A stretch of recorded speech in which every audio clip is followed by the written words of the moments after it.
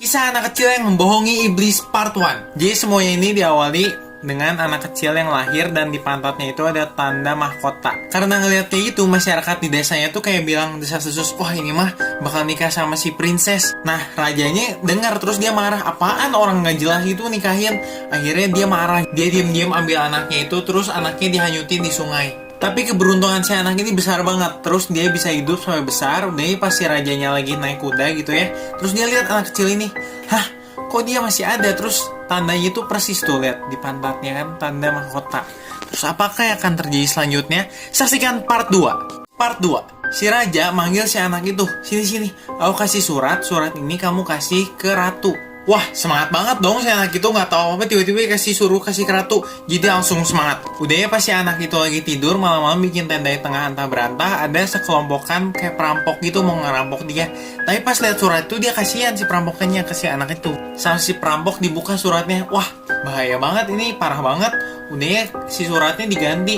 Jadi kayak hal-hal baik buat si ratu dari si raja. Mereka tahu itu dari raja. Pas si anak itu sampai di istana, udah dia ngelihat putrinya.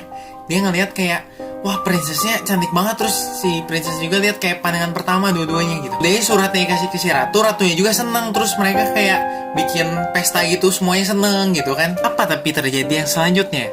Kisah anak yang membohongi iblis part 3. Akhirnya si raja pun pulang ke istananya. Terus dia marah besar.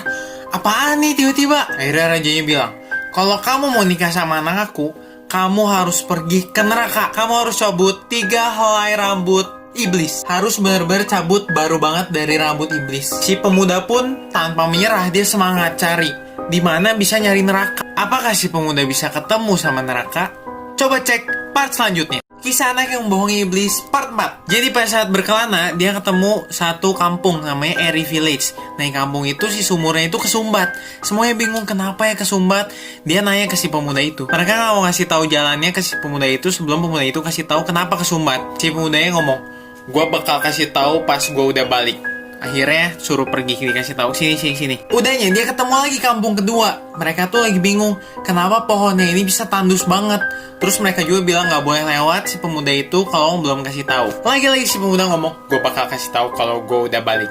Akhirnya dikasih tahu jalannya. Udah dia ketemu orang tua gini yang bisa nganterin dia ke nerakanya. Ditanya lagi sama si orang tua ini pas lagi diantar, gimana cara gue berhenti kerja ini, gue capek banget. Biasa, gue bakal kasih tahu pas gue balik. Dan sampailah dia di neraka. Apa yang akan terjadi selanjutnya? Kisah anak yang membohongi iblis part 5. Sesampai di neraka, udah si anak itu tuh ngelihat ada pintu. Dia ketok, keluarlah neneknya iblis. Akhirnya si anak itu ceritain semuanya ke si nenek iblis. Merasa seperti dia cucunya, jadi dia tuh dibantuin, dimasukin ke di kecil gitu tuh. Udah si neneknya kasih si iblisnya makan. Udah si iblisnya tidur, udah kekenyangan. Nah, pas lagi si iblisnya tidur, dicabutlah satu-satu.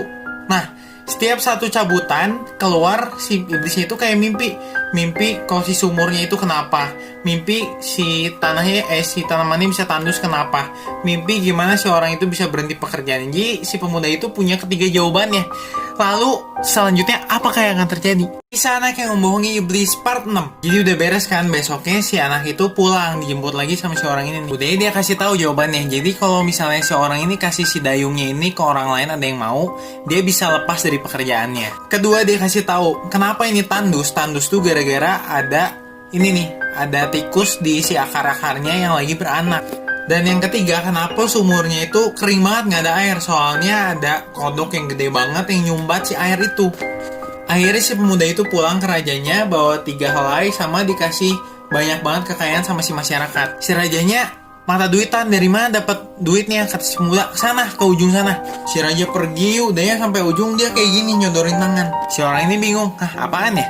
Mau minta dayungnya kayaknya. Akhirnya dia seneng, dikasih dayungnya. Akhirnya si rajanya jadi pendayung ini untuk selamanya. The end.